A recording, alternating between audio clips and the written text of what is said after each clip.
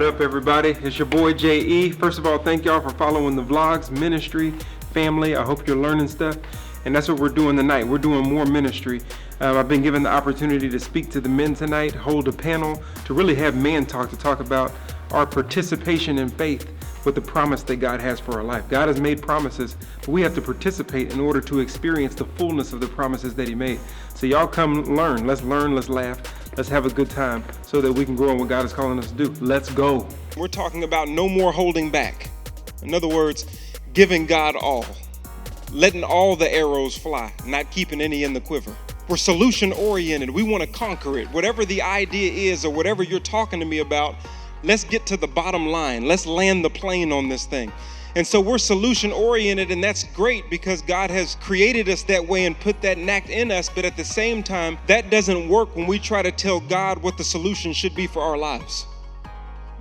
See, that doesn't work when we try to handle it on our own and go before God when God is saying, if you would listen to me, I'll tell you how I can go before you.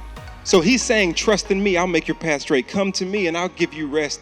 But it's about you coming to me. It's about you allowing me in. I know you're Mr. Fix-It, but trust me, I fix it better.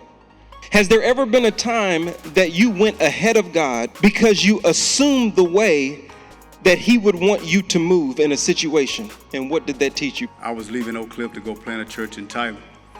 And everything was set up, been planning it for about 2 years. Had built a team, everything was set. Dr. Evans was very supportive, the church was supportive. And got about a month out and realized I didn't have peace as I began to seek the Lord, because I thought I was inquiring unto the Lord, but really it was a lot of me. And I thank God that I did inquire to him and hear that I wasn't supposed to leave, and so I made a decision to stay. And one of the things the Lord told me was ask the question. He said, do you want to be a big part of something small or a small part of something big? Which challenged me. A lot of times in my life, I feel like I'm hearing God when it's something that I already kind of want to do anyway. You ever heard that voice in your head that's telling you what you already want to do and then you make God sign off on it? That's not God's voice, that's your voice. That's why it sounds like you. When God is talking, it's something that throws you off. It's as high as the heavens are above the earth are his ways from your ways and his thoughts from your thoughts. He's not thinking what you're thinking. He's uprooting you from what you're thinking to where he wants you to be. And a lot of us have some things in our quiver. We'll trust God a little bit, but we'll trust man some too. We'll trust God a little bit, but we'll trust our way and our perspective too. So we want to mix and match. And a double-minded man will not receive anything from the Lord because you won't let all the arrows fly. So the question that I have for you and that I want a couple of our panelists to answer is, what arrows do you think you still have in the quiver? One of the things that most of us carry as men is independence, self-reliance.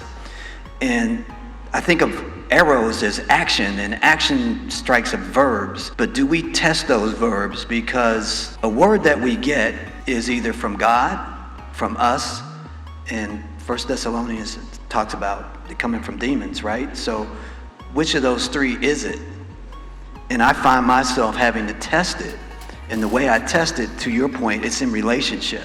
It's in relationship with Christ and in relationship with these guys and you guys. Because if I don't have that, I will, left to myself, I'll go do what I like. So I just think most of us have that self-reliance, and we got to figure out how to put that in the hands of the Holy Spirit and let it be directed properly. One of the things that we have to do, and one of the arrows we have to let fly, is ourselves. It's literally just our pride. Is that we don't roll in community. We don't want help from nobody. We want to be able to pray on our own. We want to be able to manage it on our own. And the reason why you're losing your mind is because you're doing it on your own. And he's saying, I've already given you the victory, but there's certain things that you got to let fly. The reason why there's struggles in marriages is because there's certain things we won't let fly. We have leadership issues. We think leadership is domineering. He's saying, man, you got to let that arrow fly. Leadership is servanthood.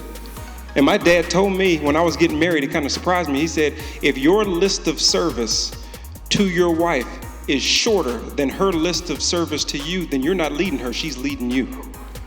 And I said, oh, you got to participate. You got to grow up spiritually. You got to go ahead and let the arrows fly and be all in. Because for me, the arrow that I have back here is an arrow of fear, and it's big. Don't miss out on your own legacy because you think it's going to be given or gifted to you when God is saying, no, I need you to participate. There is something that I have prescribed for you to do to participate in the promise that I have. And so the challenge tonight is for us to no longer hold back on the participation of faith in God's promises in our life. And I don't want us as men to be caught in a wilderness of non-participation when there is wells we did not dig, when there's a land flowing with milk and honey right on the other side of the Jordan. We're just a couple hundred feet just across it. And we're stuck on the wrong side of our own legacy and our own promises because we participated some, but we still left about 3 arrows in the quiver.